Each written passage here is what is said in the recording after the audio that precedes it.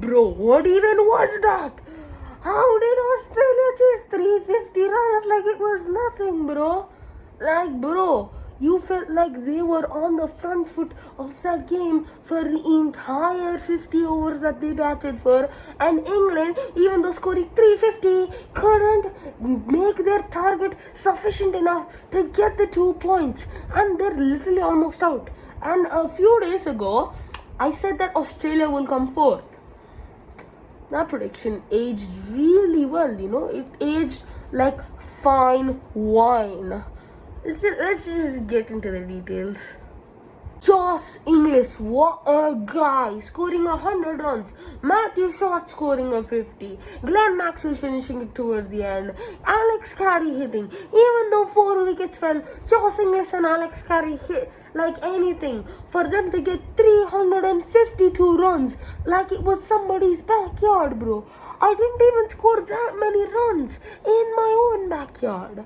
As my father always says, Australia are the final boss of cricket, and there it has been proven.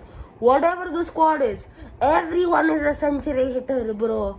That match made me go mad. It was the first exciting match, but how can this chase 350? Like, how is there any more hope left for any team to win the Champions Trophy?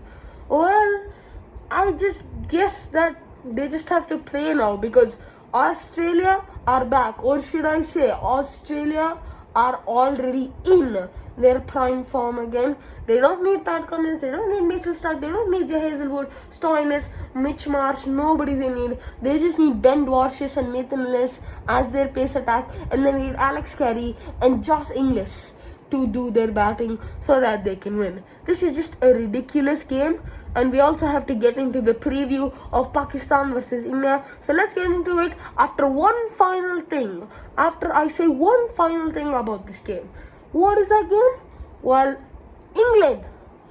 You had a person scoring 160, the highest scorer ever in one innings. And you still lost somehow. That's just your bad luck. Archer with that drop catch though in the middle, that was the crucial point in my opinion. That was the key point for Australia winning, and I think Australia really deserved it as well. They are literally the demons of ICC tournaments. They do deserve everything, but bro, I am just sick of Australia winning. If this happens in the final with India again, I might just, quit this channel and go to watching IPL. That's probably the best bet for me after that. Now let's get into the preview of Pakistan versus India. Let's talking about Pakistan versus India. I mean, it's a very big rivalry, so we just gotta get into it. And because I don't have to say the squads, because round 1 of this Champions Trophy is already over, I'm just gonna overview the squads.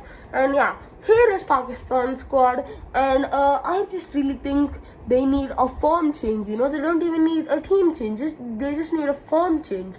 Everybody except a few people like Kushdil Shah, who've been doing good, and maybe Salman Ali Saga, and maybe even Babar Azam, even though he has to improve his strike rate, and everybody has to improve their strike rate actually, because Haris Rauf in the last game had more strike rate than the top 3 strike rates combined. And bro, what even was that match? You needed to chase a 300 plus target. You didn't do. And Australian are the dawn of cricket overall, but Pakistan couldn't do that. They were trying to go for a test match, bro. What even was that? Now talking about India here, I think India needs one big change. Now here is their squad, and I think the one change they need is that maybe Harshit Rana should be benched for Arshdeep Singh, because we get that left arm pace, we get that rivalry between Babar Azam and Arshdeep. And yes, it might fail, but I think it's worth trying one match. Harshit was pretty good in the first match, but I do feel like Arshdeep should be given a chance, even though that might not happen because of the Gautam Gambhir policy. However, that's just a different thing, because if Harshit plays, he might perform well, so I'm fine with that, to be honest.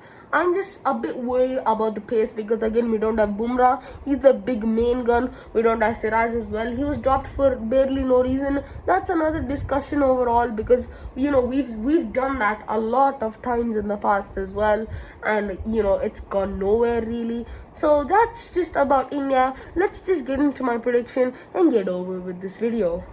So my prediction in the end is that India will win. And now, yeah, it might seem a little biased, but I think India's form overall is really good. They're playing very nicely. They're doing pretty good. You can't say as well as Australia with like a hardly hit squad, but they are doing pretty nicely. They won against Bangladesh solidly, and I do think they will win against Pakistan because their form is really better than them. So that's it for this video. I hope you've liked it. Make sure to like and subscribe, and also comment down below how destructive Australia can still become in this city, because oh boy, I might change my prediction from 4th to 1st, because I mean a lot can happen in the future matches, but chasing 350 with a deeply injury hidden squad is no particular job to do very easily. It's no easy job, and Australia just did it somehow with 3 overs remaining. So I think they will finish above England, and I don't think England will qualify now because they've been hit hardly.